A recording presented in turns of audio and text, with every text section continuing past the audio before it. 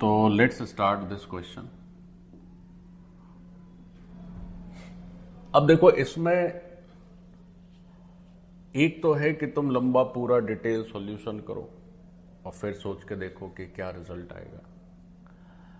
एक और छोटा सा ट्रिक आप सोच सकते हैं। क्या? तो इसका जो शॉर्टकट हो सकता है, इसके जब सॉल्यूशन की बात करते हैं तो एक यहां हम लोग एक जो थोड़ा क्विक मेथड है वो पहले करते हैं। आपको x और y में ये रिलेशन दिया है, तो x और y में ये नया रिलेशन बताना है क्या होगा।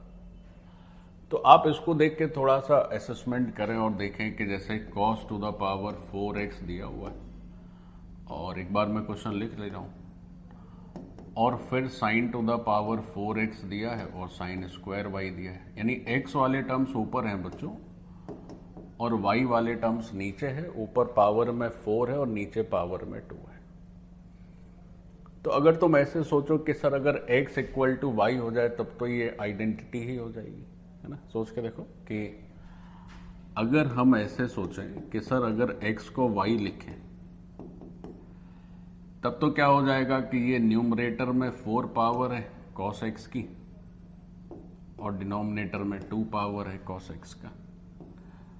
फिर ऐसे ही न्यूमरेटर में 4 पावर है साइन का और डिनोमिनेटर में 2 पावर है साइन का।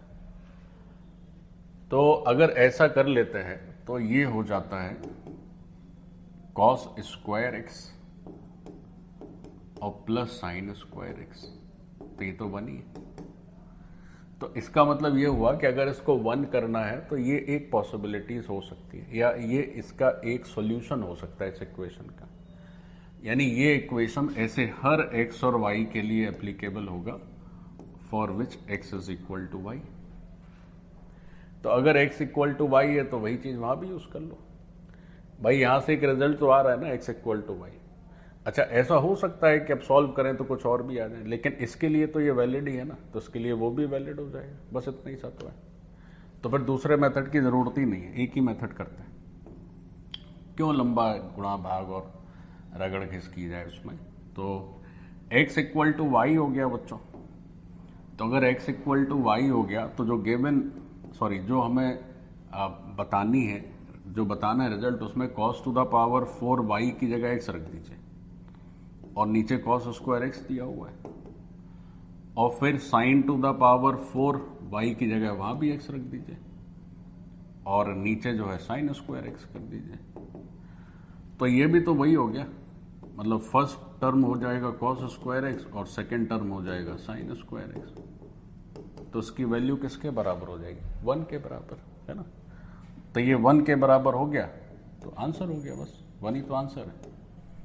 अब मेथड 1 मैंने लिखा कि इसको शॉर्टकट ये कर सकते हैं क्योंकि पहले से ये रिजल्ट आ गया x equal to y, and this result we can use for second also. और एक मेथड फिर वही है कि आप लंबा चौड़ा कैलकुलेशन करें और फिर आधा पेज भरें फिर करें, तो उसकी जरूरत नहीं है। This is sufficient and this is perfectly correct, कोई इसमें टेक्निकल मिस्टेक नहीं है। ओके।